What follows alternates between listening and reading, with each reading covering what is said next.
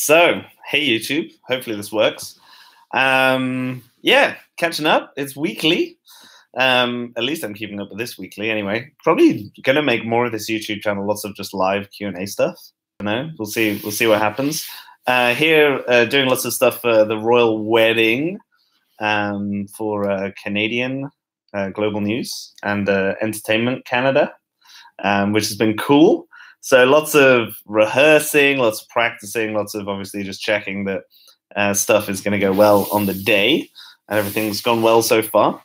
Obviously, the radio mic situation got that completely solved with coordinating with it's PMSE. They're part of Ofcom, and the great thing is you just book the frequencies. You have to pay for every kind of channel that you're using. You say what your spectrum is for like the gear, like that'll work in, and even preferred working in range as well. And what they'll do is they'll just send you back kind of whatever frequencies they have for you. They'll coordinate you in. So you book in 3, and then they'll go here, here, and here. And then they have probably this whole massive kind of program schedule, especially for events like this. And then you just got to hope that people aren't just coming around and fucking everyone up. Yeah, so yeah, it's been good. Lots of little pre-segments and stuff, and yeah, just getting things underway. But wanted to obviously keep up with this and see if I can answer any questions. I was doing a lot. There was a couple of new runners, or fairly new runners, been only running for like a couple of months. So I was rehashing all the kind of stuff I've written and talked about in little bits and bobs in terms of getting work. Yeah, felt quite good about that. Maybe even try and make that into like a free course on the app or something like that. But yeah, so hit up your questions in the comments. Hopefully the quality is good as well. I'm just using hotel Wi-Fi. There's not even like a sofa in this room, so it's just kind of looks like a nightclub as well. Bit bizarre, but you know. So yeah, get in the side. Yeah, it's not too bad, right? But I do have to get up at like 5 a.m. So right now it's 10 past 10. And yeah, we have to. Well, I have to be actually leaving already, like on the bus by 5, and because we're doing it mainly like Canadian time, but obviously then for the actual event. So it's going to be a very, very long day, but should be good. I hope. Oh, tired just thinking about it. So Kyle, any questions that I can answer, or anyone else that's on? Can't see anyone else's name, but yeah, just get in those comments, and I'll see what I can do. I'm just using my electros, just using Sennheiser IFBs. I recently sold my Electrosonics IFBs to pay for a wedding, my own wedding. So yeah, so now yeah, just running G3s. Gear that I'm thinking about. So new gear that I'm thinking about. I harp on about this all the time, but I think I'm going to wait for the wireless game. See what happens with that. So I guess the next new gear is probably going to be a monitor. I'm probably going to be maybe a flat faded desk. Not too sure yet. I'm kind of used to, even on the features that I do, there's never scenes with like 280 people. So having a desk is nice, but I kind of like the space saving aspect of that. So yeah, I've got a couple of features coming up probably from like July. So I think the main thing to sort out is the monitor situation. So Blackmagic do one that kind of isn't great for visual in terms of like sharpness and things like that. But they do a really good one in terms of like there's lots of ins and outs, and you're definitely going to be able to plug it into something. So that's probably where I'm going to look next. Kind of a little monitor, probably like 7-inch, something like that. Doesn't have to be crazy. There's lots of people that buy the racks with like the 2 or 3 screens. Feel that's a bit overkill for me. Usually I'm already based around Video Village. It's just more that when there's loads and loads and loads of people. So yeah, so hopefully I can just mount that on my bag, just have that kind of set up, and then just do my little mixing. Yeah, so small HD and Atmos, yeah, they're obviously amazing, but they're just more expensive. So the Blackmagic kind of seems to work out where the picture quality is good enough to obviously, and I can still do frame lines and things like that. So I don't need like a proper super like high-end recorder or anything like that. In fact, the Blackmagic one that I've been looking at still does recording as well. So if I had a little SD card, I could record and then watch back the take. And even put audio into it as well, I guess, and record for playback.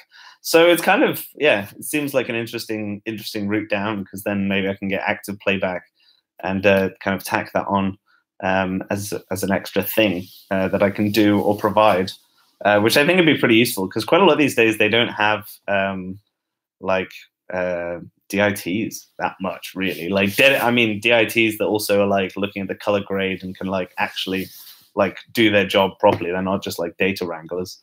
So yeah. Mike, as you know, here in the US, we are phasing out 600 megahertz. What do you recommend as a replacement? So technically you'll be able to get away still with, because I think it cuts off at 608. So technically, if you really wanted to, you could still use like 2 megahertz of channel 38, which is what we have over here, which is 606 to 608. And that's, if you just have a generic license, that's fine. They're actually thinking of opening up stuff in the 700 megahertz range. But if you're working primarily in the US, then obviously anything below 600 is going to be fine. 470 to 600 is still pretty decent range. It depends what kit you have as well. If you're having a Wizicom, something like that, you can go from like 470 to like, is it like 700 or something? 790 maybe. And so that pretty much covers you, even because there's stuff at the top end of the 700 range in the UK. So if it's Electro or Zaxcom, just send it to get retuned. Yeah, you can obviously retune your kit as well. But yeah, if in terms of recommendations of going forward in the US, seems like you just move down a bit. So depending on what you have in terms of how wide your transmitters are compared to your receivers, obviously. Receivers are naturally more wideband than transmitters, although Electrosonics obviously cover theirs perfectly. So that's what I would say for that. So yeah, get in the comments. We've got more people joining as well. Even a thumbs up. Oh my God, thumbs up so early. Yeah, so let's see if I can provide any more help or assistance to people. And people are emailing me. We've been using a really interesting app called Unity. We've been using an app called Unity Comms, the Unity Intercom. And so what you can actually do is you can like listen to loads of, even though look how bad my screen is now, it's so messed up. You can like listen to, they can set up, I mean, depending on what license you have and how many things, you can set up like a load of different comms, and you just have to be on phone signal or Wi-Fi. It's really good. You can talk to anyone, anywhere, pretty much at any time. It's just scary. Kyle, it's slowly getting worse. What is slowly getting worse? Is it my signal? Maybe it's my signal. Oh, the phone. Yeah, no. I think I'm gonna buy like a OnePlus next, probably. OnePlus 6 looks pretty good. Oh, yeah. Stay stretching out. I need a better posture, actually. Are there any more questions? I don't want to just do like a live hangout where I could just do this and delete it, I guess, but maybe I'll remember. But otherwise, get in the comments. Can I like help you with anything? Getting more work, getting better audio, anything?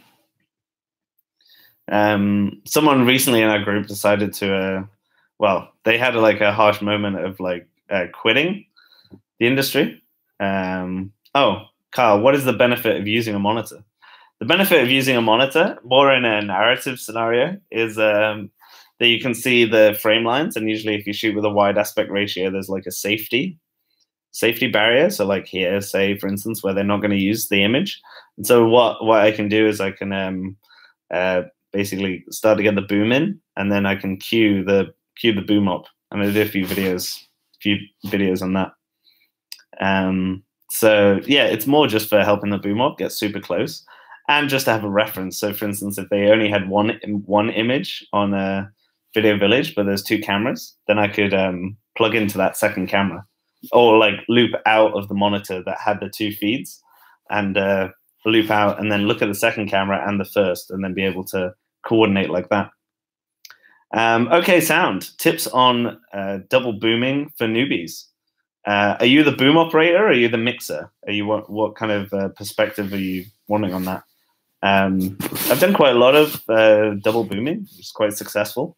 I would say that generally what you want to do is just make sure that either, I mean, it depends how many people and where they are, but double booming is really useful for either you're just having someone dip in just for like one line that the other person like definitely can't get, or you're deciding that, say there's like 3 different people, you're deciding you split the room down in pretty much half and do like a passover at a kind of natural point if someone's walking from one place to another. So yeah, that's the idea. You're only ever really going to mix, you're never going to mix both booms up at the same time. Okay, you're a mixer, but also booming with one other person running a boom. Okay, so I've done that before as well. I would say that basically your second boom should basically be the more mobile, because obviously you can't properly mix and boom at the same time. So essentially you're just both booming, and then you're getting decent tracks, right? That's the general goal. So I would say that because physically you'll have the bag and other stuff, that you should be in the more stationary position, or the kind of easiest position to capture the main bulk of the dialogue potentially. Or you flip it the other way around, and you're just the person that's getting the odd line, getting out of there, and then actually just focusing on the quality of the audio, because that's the most important thing. That's why there's the kind of booming and mixing you can't do at the same time. And even while you're booming, it's hard to judge the quality of your own work, even though you think that you're obviously paying attention and getting it to like sound nice, but then maybe you're missing, there's a bang, there's a click, there's something in the audio that makes it just a bit troublesome. Even your own footsteps sometimes, or handling noise. So I would say that if the other person is running a second boom, then what I would do instead is just get a better boom operator.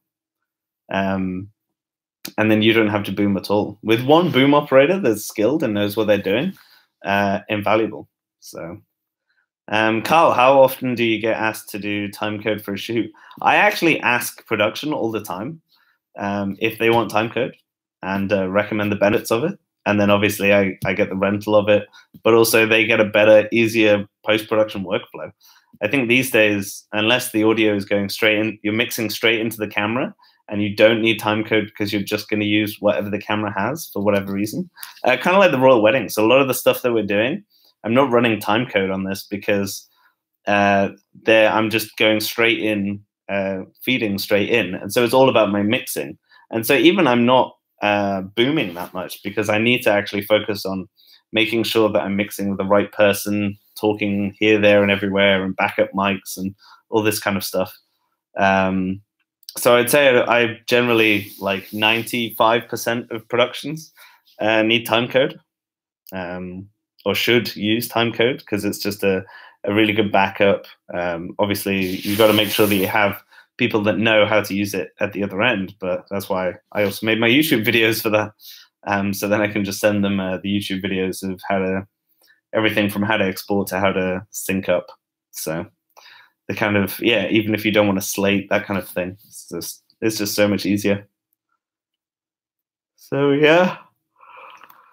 Any more questions before I go to bed? Let me know in the comments below. And otherwise, I'll go on my phone.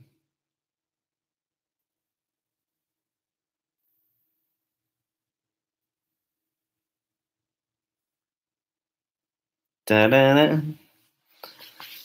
No more. Well, I might just call this to a halt because, yeah, glad a cool one. Yeah, that's good, man. Sorry, yeah, you did miss out on a few.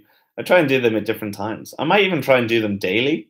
Probably be a bit much, but I'm kind of preferring that over the kind of product videos. It's quite hard. It's quite hard to do in terms of just covering everyone's kind of perspective on it. So yeah, cool. I'm gonna go get a shower, go to bed, and go super early. Ugh. But it should be good. You can follow all the drama on Instagram if you want as well. So I love you and leave you. And until next time.